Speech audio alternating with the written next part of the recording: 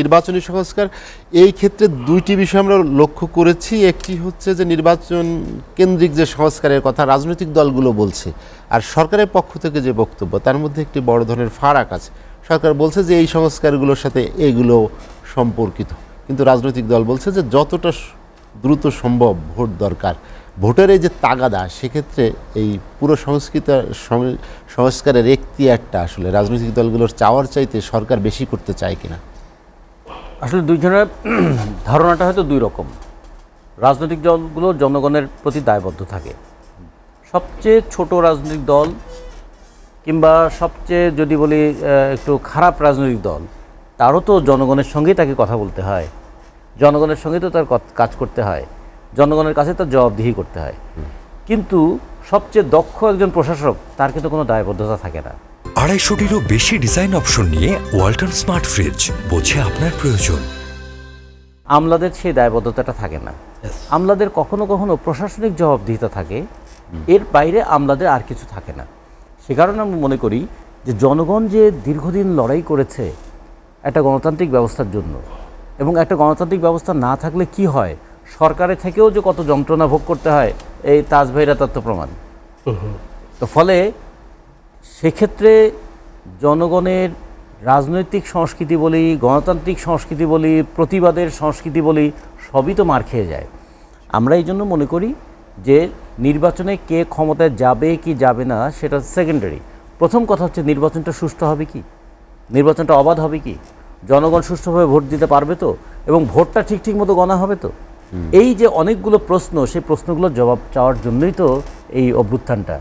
যখন দেখা গেল যে একটা নির্বাচনী পদ্ধতির মধ্য দিয়ে আওয়ামী লীগকে ক্ষমতা থেকে সরানো যাবে না, কারণ 2014-তে যে ধরনের নির্বাচন করেছে সে ধরনের নির্বাচন 2018-তে করে নাই, 2018-তে যেমন করেছে 2024-এ তেমন করেনি।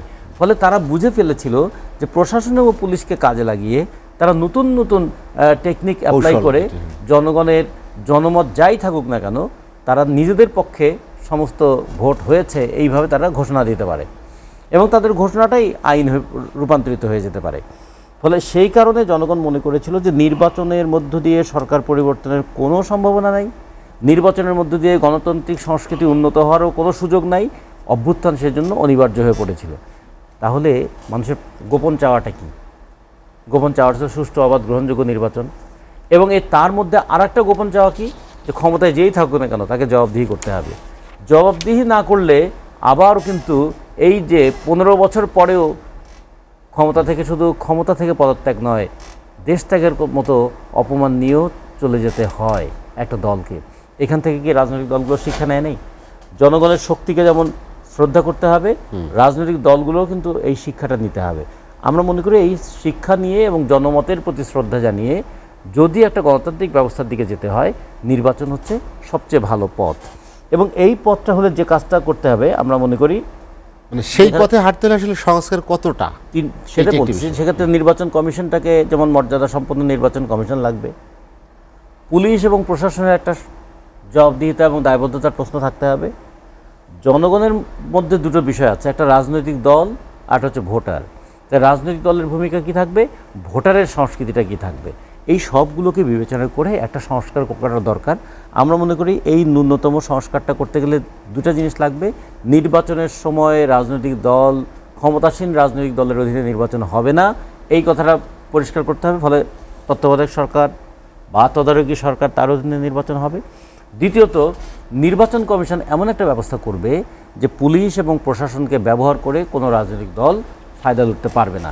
এই দুটো কাজ যদি করতে পারে, আর জনগণ যে দীর্ঘদিন ধরে প্রত্যাশা করছে যে তারা একটা সুষ্ঠু, অবাধ, গ্রহণযোগ্য নির্বাচন দেখতে চায়, জনগণ সেখানে ভূমিকা পালন করতে এগিয়ে আসবে এবং রাজনৈতিক দলগুলো তখন দায় পালন করতে বাধ্য হবে। তাহলেই একটা অবাধ নির্বাচনের পরিবেশ তৈরি হবে। এর জন্য কি আমাকে 2 বছর অপেক্ষা করতে হবে? এবং খেয়াল করে দেখুন, সময় যত গড়াচ্ছে সরকারের সামর্থ্য সম্পর্কে প্রশ্ন উঠছে তত বেশি, আর সরকারের সামর্থ্য সম্পর্কে প্রশ্ন উঠছে তত বেশি, তার চেয়ে বেশি প্রশ্ন উঠছে এই সরকারের দায়বদ্ধতা কার কাছে। এই সরকার তো শেষ পর্যন্ত কোনো না কোনো একটা নির্বাচিত সরকারের কাছে ক্ষমতা হস্তান্তর করে যাবেন। তাহলে 15 বছরের ক্ষত, আর এই সরকার যতদিন থাকবেন ততদিনের দুর্বলতা, সে ক্ষত এবং দুর্বলতা দূর করার দায়িত্ব পরবর্তী নির্বাচিত সরকারের উপর। তাহলে কি নির্বাচনই কি সংকট থেকে উত্তরণের উপায়? না, নির্বাচন অন্তত একটা জবাবদিহির পরিবেশ তৈরি করবে। এই জবাবদিহির পরিবেশ তৈরি করলে যিনিই ক্ষমতায় থাকুন না কেন তিনি বুঝবেন যে 5 বছর পরে আবার আমার জনগণের মুখোমুখি দাঁড়াতে হবে। ফলে তখন হয় কি মানুষ নিজেকে নিয়ন্ত্রণ করে। যেমন এখন আমি আপনার সামনে যা খুশি তা করতে পারবো না দুটো কারণে।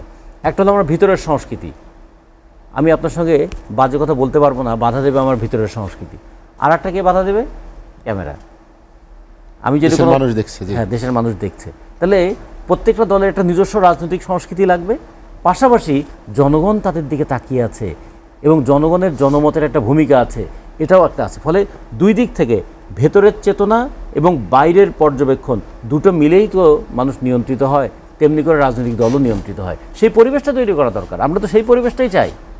সরকার ভিতরে আরও কয়েকটি গ্রুপ বা কারা প্রভাবিত করছে, কারা চালাচ্ছে দেশ, আমি যদি বলি যে একটু যে সরকারের আসলে দুর্বলতা কোথায়?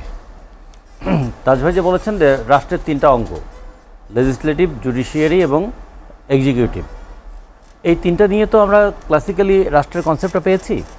কিন্তু সবচেয়ে বড় পাওয়ার যে পিপুলস পাওয়ার, সেটা বোঝা গেল 5ই আগস্ট এই জনগণের অভ্যুত্থানের মুখে কিন্তু সব পাওয়ার মানে প্যারালাইজ হয়ে গেল। কিন্তু এই যে পাওয়ারফুল মিলিয়ন, এটা বেশিরভাগ সময় কিন্তু পাওয়ারলেস হয়ে থাকে একটা সুষ্ঠু রাজনৈতিক প্রক্রিয়া না থাকার কারণে। যে কারণে অভ্যুত্থান প্রতিদিন হয় না, বহুদিনের বেদনা সয়ে তারপরে একটা অভ্যুত্থানের ঘটনা ঘটে। তো বহুদিনের বেদনার মধ্যে দিয়ে যে অভ্যুত্থান ঘটেছে, এরপর আমার দেখতে হবে যে সরকারের অভ্যন্তরের সরকারটা কি। সবচেয়ে বড় দুটো ক্ষমতা আছে, একটা হচ্ছে আমলাতন্ত্রের ক্ষমতা, আর হচ্ছে ব্যবসায়ীদের ক্ষমতা। ব্যবসায়ীরা অর্থনৈতিক নিয়ন্ত্রণ করে, আমলারা প্রশাসনিক নিয়ন্ত্রণ করে। পুলিশ একটা লাঠিয়াল বাহিনী হিসেবে কাজ করে, ফলে লাঠির বাড়িটা পিঠের উপর পড়ে বলে আমরা দেখি যে শিক্ষকদেরকে তা পেটাচ্ছে। কিন্তু ব্যবসায়ীরা যে কিভাবে বাজার কারসাজি করছে, ব্যবসায়ীরা কীভাবে শেয়ার বাজার থেকে লুট করে নিয়ে যাচ্ছে, ব্যবসায়ীরা যেভাবে কৃষি পণ্যের দাম দিয়ে যেমন ছিনিমিনি খেলে, শিল্পপণ্যের দামটা নিয়েও তেমনি ছিনিমিনি খেলে, এবং পুরো আঘাতটা যে জনগণের উপরে চলে যায়, এইটাকে কখন আমরা দায়বদ্ধতার মধ্যে আনতে পারবো? আবার পাশাপাশি আমরা যদি বলি আমলাতন্ত্রের, যে এত মানে মানুষের রাগ ক্ষোভ, কিন্তু আমলাদের গায়ে কি কোনো টাচ লাগলো, কোনো মানে আগুনের আঁচ কি পড়লো তাদের গায়ে? তাহলে দেখুন, যিনি আগের দিন সমস্ত দিক থেকে সহযোগিতা করেছেন ফ্যাসিস্টকে, তিনি আজকে আবার সমস্ত দিক থেকে সহযোগিতা করছেন এই অন্তর্বর্তীকালীন সরকারকে। ফলে আমাদের মনে হয় যে আমলাদেরকেও একটা জবাবদিহির মধ্যে আনা দরকার। আমলাদের জবাবদিহিতা, ব্যবসায়ীদের জবাবদিহিতা, সব কিছু নির্ভর করে আসলে জনগণের জবাবদিহি চাইবার ক্ষমতার উপরে। জনগণের জবাবদিহি চাইবার ক্ষমতা আসেই আসলে একটা গণতান্ত্রিক পরিবেশে নির্বাচনের মধ্য দিয়ে। ফলে সেটাই বলবো সবচেয়ে বড় প্রতিষেধক।